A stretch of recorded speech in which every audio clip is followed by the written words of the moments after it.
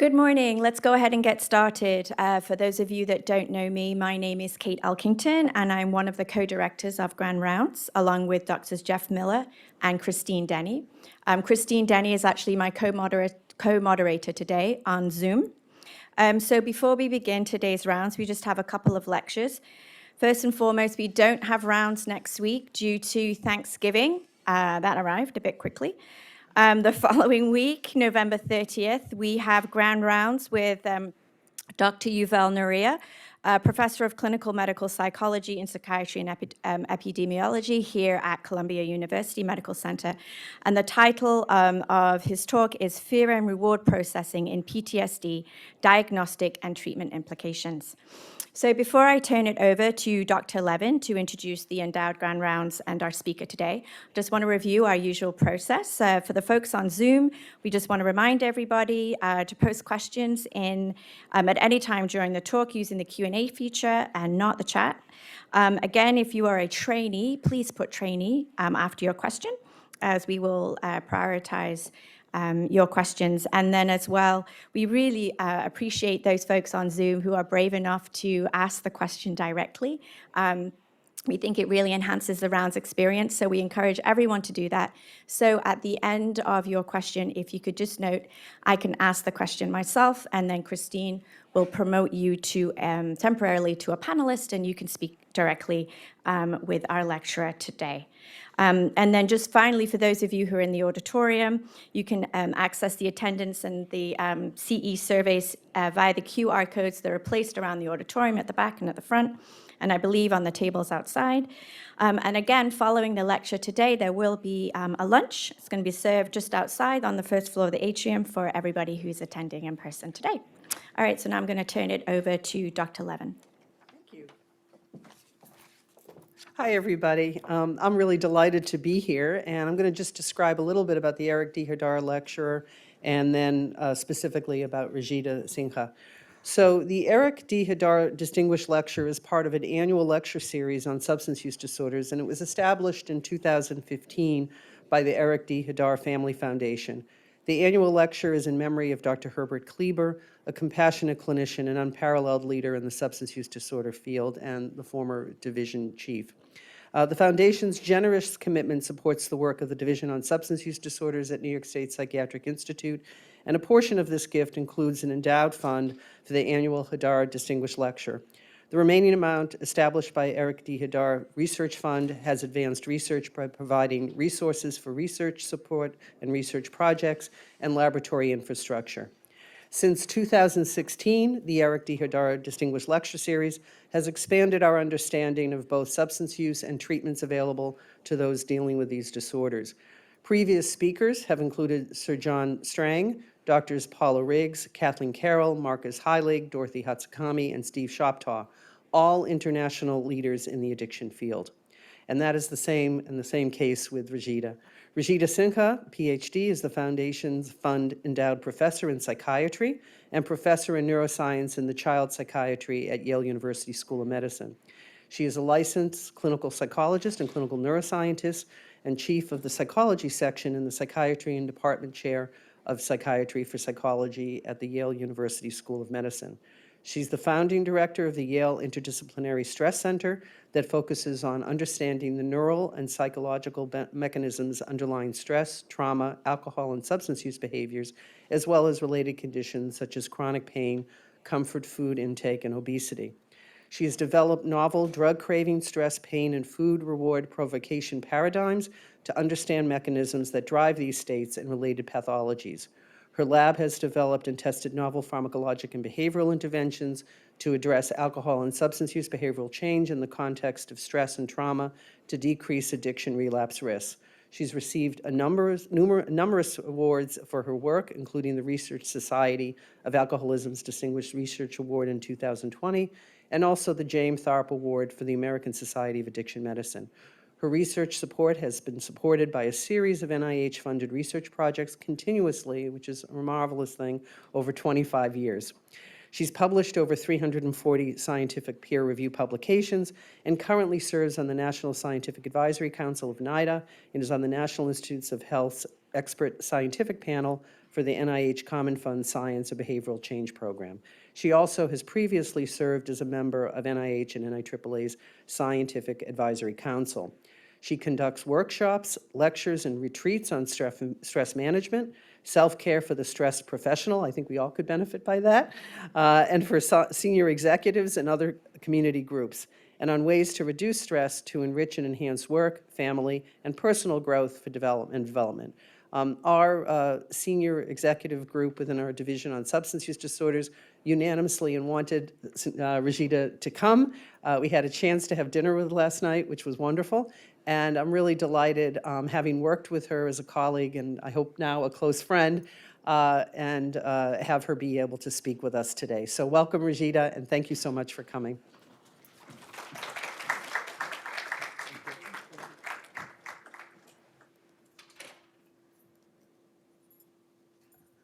Thank you so much, Fran. That was just lovely. It's a real distinguished honor and pleasure to be here, to be the Hadar lecturer, and really to come back to Columbia in this, for this very prestigious and wonderful opportunity to speak with you all.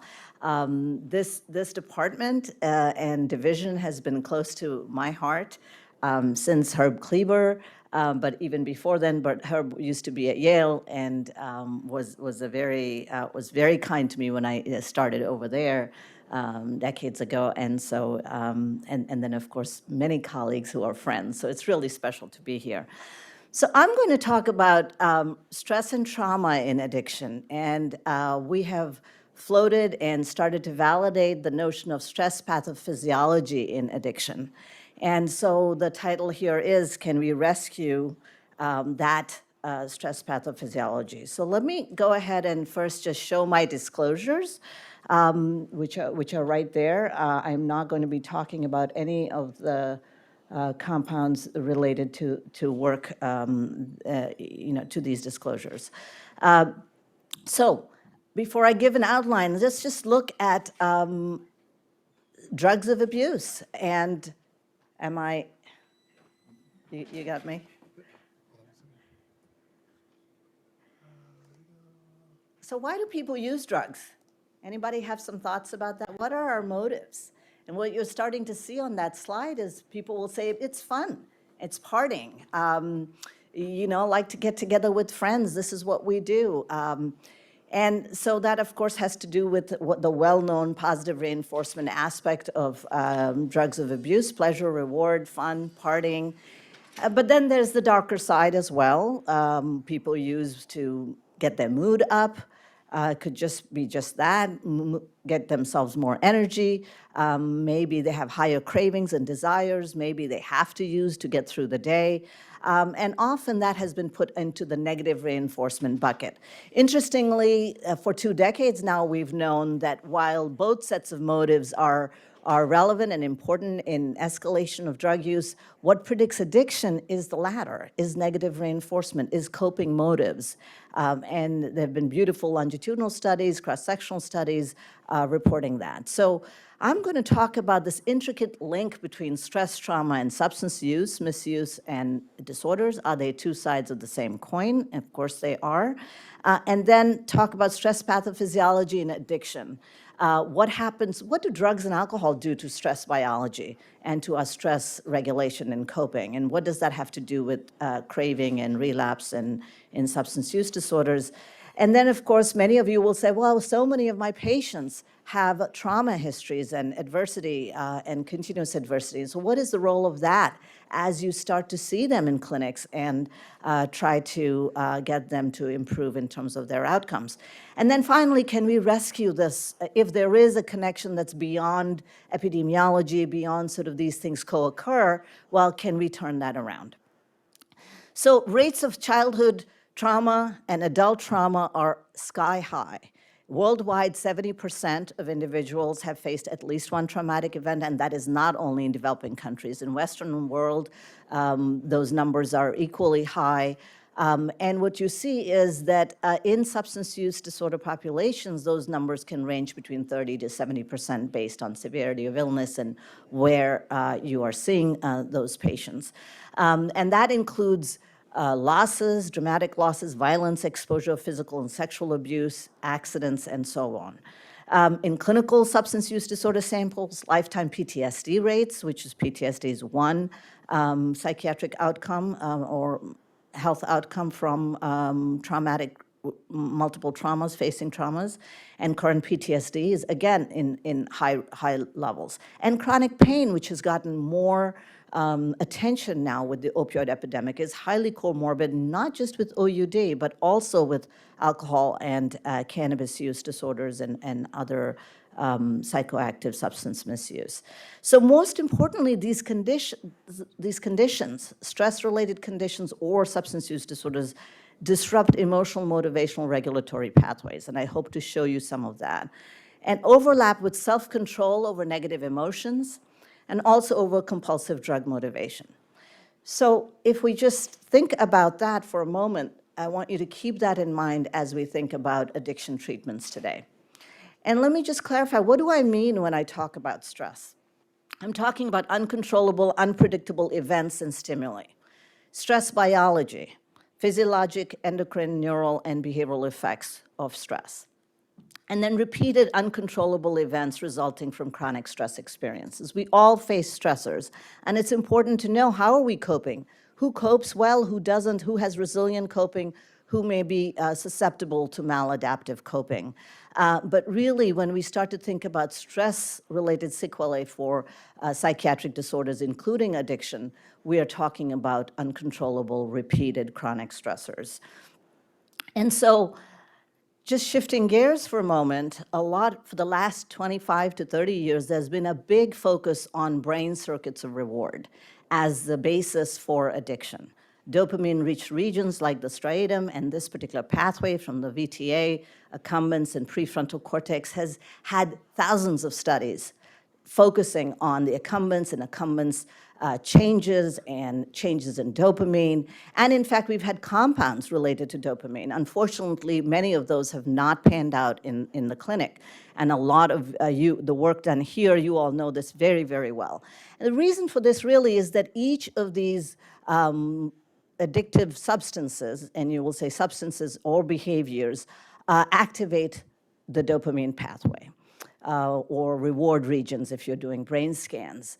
And that has been taken as the basis for the link, the reason for going after drilling down into dopamine or drilling down into reward to somehow blunt reward, and that will take away the need to use. And we've seen some of the aftermath of those kinds of compounds. They really have not panned out. What about stress-related motivation? People have now in the last decade said, oh, no, wait, but this is not just the reward pathway, it's the motivational pathway. Well, how do we, if you need to run, you were faced by incoming traffic or an animal, you have to run. There are messages going to your brain to actually activate saving yourself and avoidance learning and coping in different ways within the negative reinforcement context. How does that work? Is there a different pathway? So amazingly, for the last 2 decades, we've also known that dopamine is not the only neurochemical, or the reward pathways are not the only neurochemicals that are being stimulated by our drugs of abuse. In fact, these are dirty drugs, most of them, even when there is a direct receptor related, like the opioid receptor that is being stimulated by opiates, and thinking about the stimulants. They are also activating other pathways. And what you see here, let me see, whoops, I think I just jumped up very fast there. Here we go. So what you see here, these are beautiful studies done by Nancy Mello and Jack Mendelson.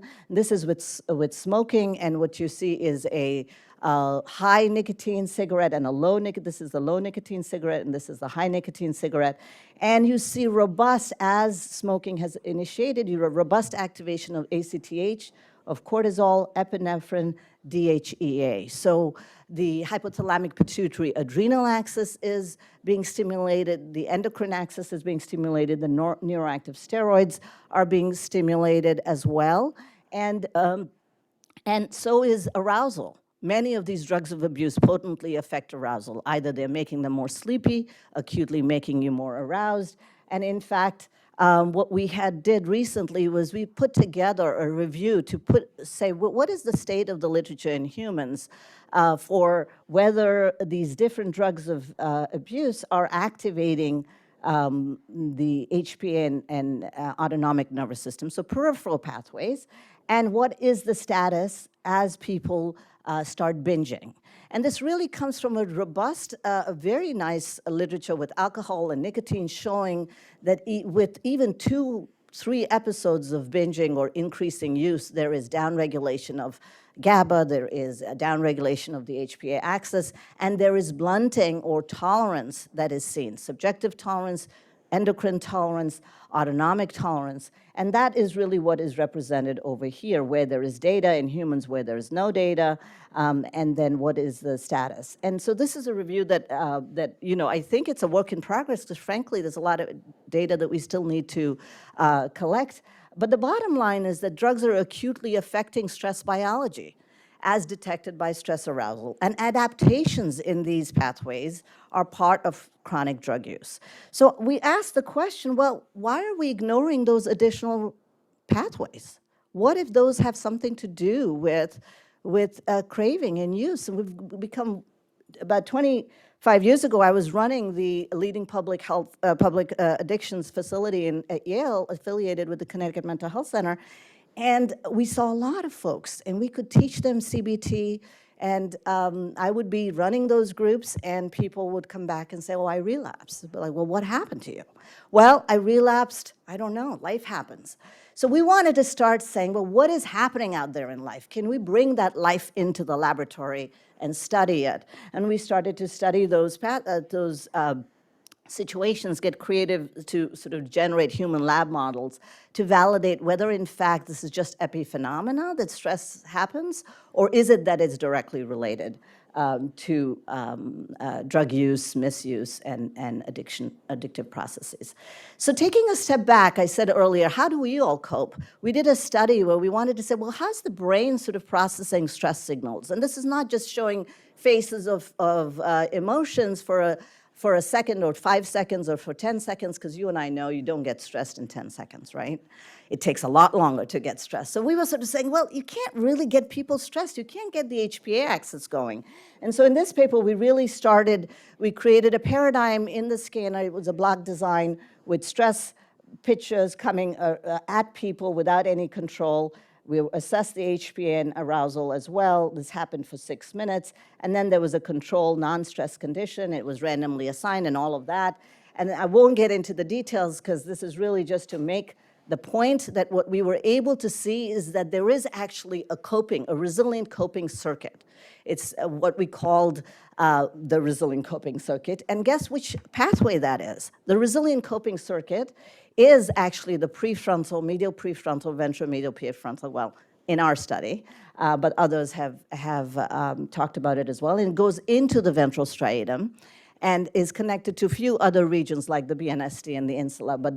But what was being predicted in this paper was that it was dynamic change in these regions. So the prefrontal cortex gets blunted responding as stress happens, but over time, as stress images keep coming at you, it recovers. And as it recovers, that dynamic change is what we called as neuroflexibility, and it related to active coping from the COPE scale.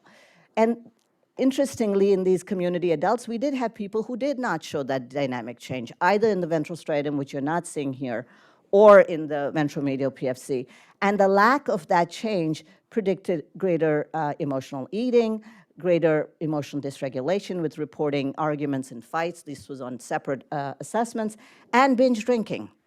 And so this started to tell us that this brain pathway obviously has something to do with stress-related motivation and stress-related behaviors as well, coping behaviors. And so we called it the critical resilient coping circuit, involved in active coping, motivation, and flexible control of behavior. And that fits actually with numerous imaging studies that actually show the ventral striatum being blunted with acute drug doses in binge drinkers, for example. Beautiful data by Jody Gilman and others at NIAAA that showed blunted responding in these regions. And so it's consistent with sort of adaptations happening to this circuit. And when adaptations happen, our question was, well, what does that do to motivation? Stress motivation, but also drug-related motivation. So let me turn my attention to addictive samples. And these are data, one-year data from our substance abuse treatment unit, the publicly funded treatment facility. And what you're seeing here are basically people coming into the clinic, and it's a survival, really proportion of people who stayed abstinent. So this is on the y-axis, the number staying abstinent.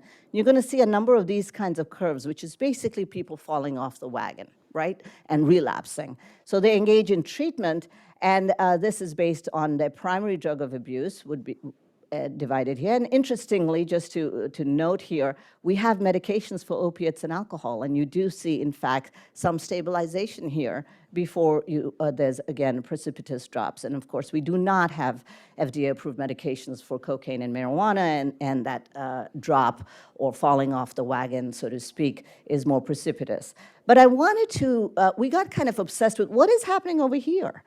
Right away, you do people, and this is very common in the real world addiction facilities. There are people who come in for treatment, do the initial baseline, and then they disappear. Or they come for one more. So there's initially this drop-off, and then you get some stabilization, but then there's drop-off again. And so the question we asked was, and have been starting to ask in more direct ways, is how much is stress and trauma playing a role in people's engagement, early engagement in treatment, and does that affect addiction outcomes? And these are data actually from Kenzie Preston's group at the NIDA intramural program with opioid use disorder, where they did beautiful studies looking at dropout and discontinuation using a prospective EMA paradigm. And this is with buprenorphine methadone on board, as you can see here. The dropout rates going up. What they found is that people who were dropping out were reporting more stressful events, more emotional abuse events, greater hassles, more bothered by psychological symptoms. And then when you think about what was predicting, this is an EMA prospective study, what was predicting their dropout and relapse, it was emotional abuse, cocaine craving, psychological problems, and hassles. So higher cumulative stress and adversity may be playing an impact in that assessment. So this is prospective data over 8 weeks in a behavioral treatment program in our stress clinic, and you see the higher the cumulative stress and trauma exposure, the greater the drinking days per week, greater heavy drinking days, average weekly drinks per week, and this is covaried for drinking severity and all of that.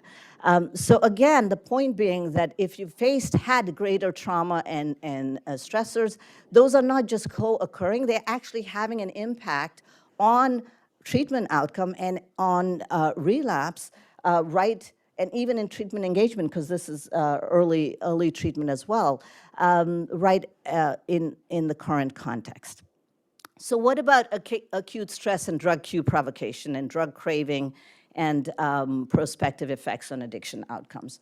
So I said we brought people into the laboratory. We would provoke stress, and I won't get into methods, but happy to talk about that later. We'd provoke it. It's just 5 minutes of exposure to stress or non-stress neutral cues or drug cues. And you see any group of patients, this is across studies that we've summarized, greater levels of craving compared to social drinkers here in the stress and cue exposure. So behavioral hypersensitivity to stress in terms of stress-induced craving and cue-induced craving, the anxiety data and the provoked conditions that look exactly the same. So this is a controlled experiment. And the question was, here's the concomitant blunt HPA axis response. These papers are older papers, and so I refer you to them. Just wanted to show a few. What we see here in the light gray bars are the controls who are showing a stress response with ACTH and some with cortisol, completely blunted in the patients who are inpatient now. They're 3 weeks abstinent, completely blunted here, blunted cortisol and hyperactive ACTH here. The point being that you get dysregulation of the HPA axis, and does that matter? It absolutely matters. That we looked at court ACTH ratio, and once again, post-discharge from the inpatient unit, they were followed for 90 days, and this is survival in terms of who returned back to any drinking and then heavy drinking, time to relapse and time to heavy relapse. And what you see here is those with the highest court ACTH ratio in the neutral state, because in fact it's blunted in the stress condition. So either way, you have that ratio predicting relapse. These are from a more recent craving, people entering outpatient treatment, craving predicting heavy drinking days, and both in a Cox proportional hazard model as well as in just association. The important thing I want to point out, and we'll come back to this, is that there's variation here. There's overall prediction in this Cox proportional hazard model of this being an important biomarker or behavioral marker that predicts future relapse. But there are people who do okay, who do better. And we'll come back to this. And you all see this in whichever measure you are measuring, there's variation here, right? And we'll hopefully have a chance to talk about this. In our cocaine sample, I don't know if you can see the red group here, the high ACTH and high cortisol group, the pattern is a little different than alcohol.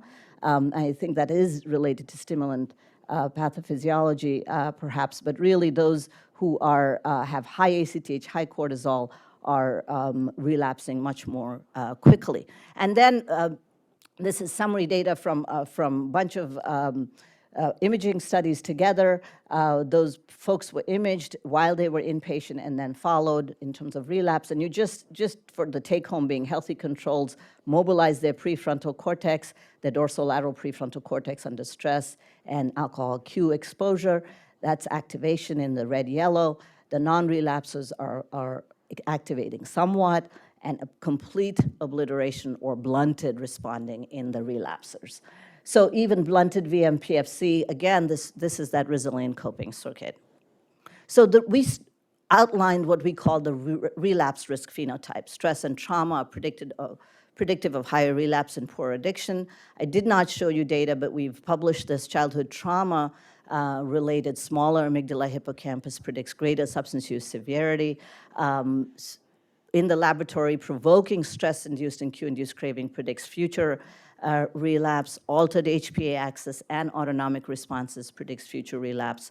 Brain volumes in that medial prefrontal regions and hippocampus and insula predicts lower outcomes. And then the hypoactive prefrontal cortex and striatal responses, alterations in striatal responses, also predicts relapse. So the point I'm making here is that there's a bunch of other things going on not involving dopamine or accumbens, and I'm not taking up a fight with dopamine, because actually I think it plays a very important role.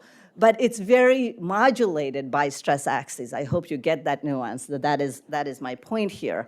And so our model was repeated drug use provokes greater subjective stress and addictive behaviors, but you have stress and trauma, premorbid as well as during the course of addiction, sort of having this interactive effect, affecting brain volume and function in stress and reward pathways. And of course, addictive processes are making those worse. And most importantly, emotion dysregulation is happening. Lower adaptive coping, higher craving, and higher distress. And so my point is, these have been measured by us and others, and our goal has been, can we start to focus on these aspects? And if we do, the research question is, does that make a difference? Does that actually start to turn things around?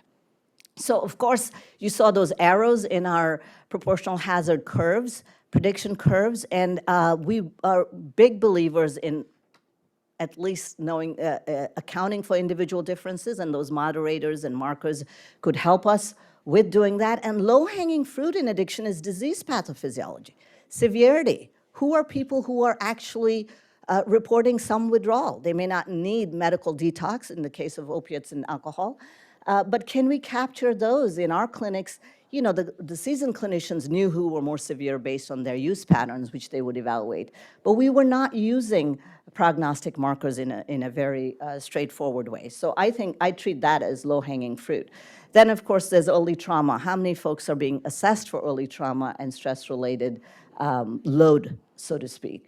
Sex differences are there. There's obviously developmental, when people started using. And then there's comorbidities.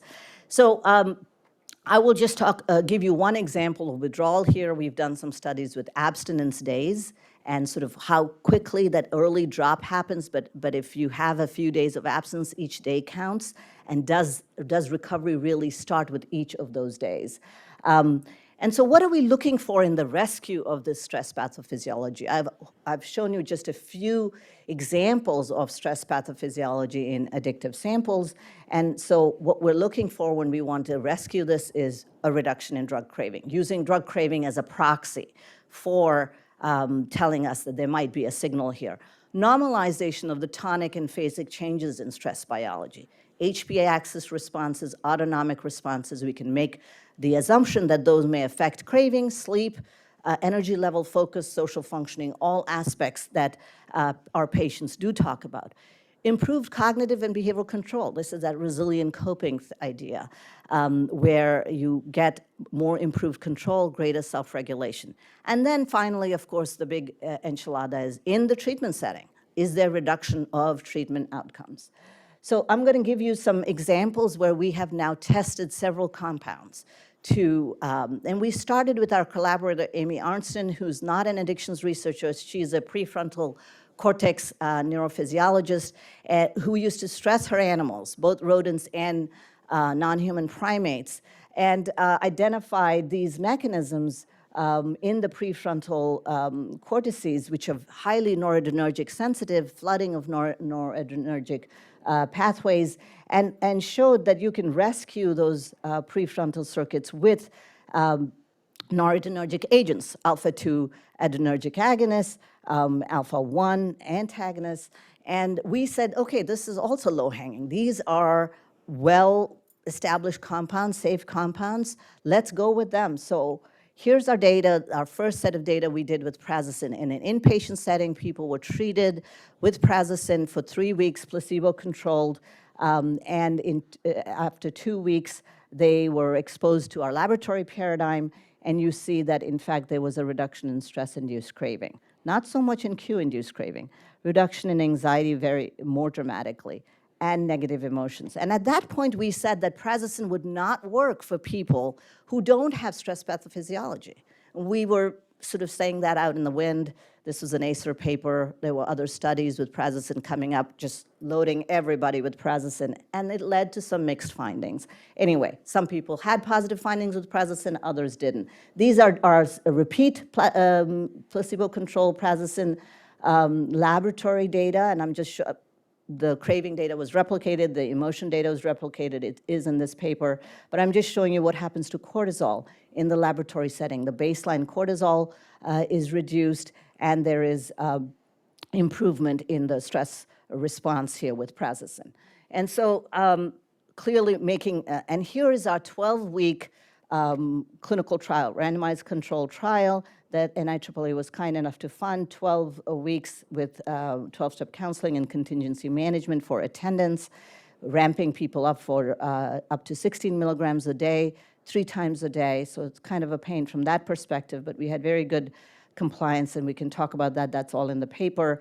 What you saw is that, that actually the effect was moderated by SIVA scores, which is acute withdrawal scores. And it wasn't, you didn't have to have medical, and these are sort of at entry SIVA, so somebody could go to detox and come back. So this is baseline SIVA scores.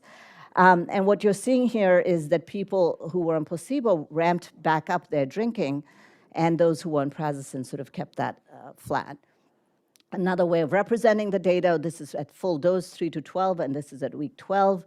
What you see here is drinking, any drinking days, any drinking days, and heavy drinking days, and you see this significant drop in the number of drinking days per week. and heavy drinking down well below 10%. And in this paper, we also report improvements in anxiety, craving, and mood. So let me then now also show you some data. As I said, we did the lab study on people. We also scanned people at baseline before they got on Prazosin, and then at 10 weeks. So what you're seeing is a chronic treatment versus baseline. In red would be areas that increased, and in blue would be areas that decreased. First, just let's look at the placebo. You see this heightened striatal responding over here in placebo, which is missing in the Prazosin group over here. And then that blunted stress response, blue means blunted, and we start to see Prazosin returning that. And in fact, the striatal responses predicts treatment outcome here, not the VMPFC, but the striatal responses, which is in this paper. So we also looked at alpha-2 adrenergic agents, and this is a very quick summary of our Lofexidine trial. You know, Lofexidine is approved for opioid withdrawal. You all have done a lot of work with Vivitrol and Lofexidine, and of course other opiate agents as well. These were treatment-seeking men and women with opioid use disorder, detoxified, initiated on oral naltrexone. On day 2 of oral naltrexone, they were randomly assigned to Lofexidine or placebo. And then our hypothesis was Lofexidine will reduce stress and cue-induced craving, which we already showed in the laboratory, improve self-control. One problem with Lofexidine is how you ramp people up. And there is significant intolerance to medication. So we did, in the intent to treat sample in the small study, the only measure that was showing improvement with Lofexidine versus placebo was better control over cravings. But if we took out the people who dropped out or who could not tolerate Lofexidine, not who dropped out, those who could not tolerate Lofexidine, what you see here is that naltrexone compliance, and this is a 12-week study, naltrexone compliance was significantly improved in the Lofexidine group. Opioid-positive urines was completely dropped, of course, if you're taking naltrexone. Opioid cravings was improved and better control over craving. So Lofexidine has some issues, but on the other hand, if you're starting somebody with it as an anti-withdrawal agent in inpatient, these data would suggest at least doing a study to see if you keep people on it as they're discharged and continued on, can it improve outcomes? And again, Kenzie Preston's group did some work with clonidine. I think Lofexidine is a better drug. Guanfacine is another alpha-2 adrenergic agonist. These have different affinities for the different alpha-2 receptors, this one being better. With this compound, again, 3 weeks inpatient, giving people placebo guanfacine, what we found is that it decreased cocaine craving. This was in cocaine primary, individuals with cocaine primary use disorder. Guanfacine improved stress and cue-induced craving in females, but not in men. Anxiety was reduced in everybody, and women had better controls, true performance, so better cognitive control. And so we actually have now, NIDA finally funded a trial of Guanfacine, but for polysubstance use disorder, I mean the worst. And I just want to show you here the most heavy hit folks. These are women with polysubstance use disorder. This is in the parentheses are the percents of what they're using.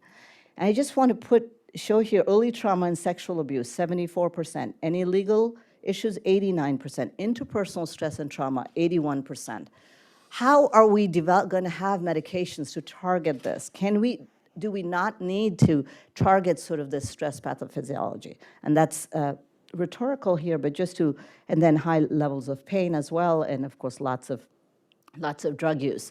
The last person is finishing their 10-week trial this week, so we are going to be breaking the blind, looking at these data, and that's forthcoming. So I want to end today with neuroactive steroids and stress. Potentially via the GABAergic activity, neuroactive steroids normalize the HPA axis stress response. They may mediate homeostasis, and chronic stress has been shown to downregulate neuroactive steroid levels. There's some data in alcohol animal models that chronic alcohol will downregulate neuroactive steroid levels. And we did some work with progesterone. We looked at progesterone's metabolite allopregnenolone and showed that, in fact, that improves cocaine cocaine-related cravings, as well as Stroop performance and so on. And so we've been sort of circling the neuroactive steroids, but then decided, went for it. We had some pilot data. And these are two separate studies. The alcohol use disorder studies has completed, so I will show you clinical outcome data. The cocaine use data are ongoing in terms of data collection. We've done the lab portion of the study. So this is an 8-week study. People get randomized, and then we do our laboratory sessions, experimental sessions in week 2, and then they continue in the trial for 8 weeks. And this was actually a dose-finding study. So in psychiatric patients, bipolar illness, schizoaffective disorder, people have used 500 milligrams a day. Some have used 400 milligrams a day. These are supraphysiologic doses of pregnenolone.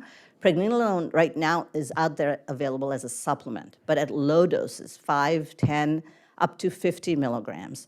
And there's all kinds of stuff on the internet about pregnenolone. My hair falls out, this happens, all your hormones get messed up. There's all sorts of stuff going on over there. But anyway, we managed to get this through all our IRB and everything, 300 milligrams a day and 500 versus placebo. And here are the laboratory data in the AUD sample. This is, and you see provoked craving with stress and cue. This is relative to neutral, just to make it easy here for you to see. With placebo, you get robust craving after 5 minutes of exposure to stress and cue. This is, again, corrected to the neutral, and that is obliterated here. Anxiety, interestingly, was there, of course, with stress in the placebo group. It was reduced here in the 300 milligrams group. That was significant, but not in the 500. So this started to tell us that there is this dose-finding exercise was a good one. There might be an optimal dose.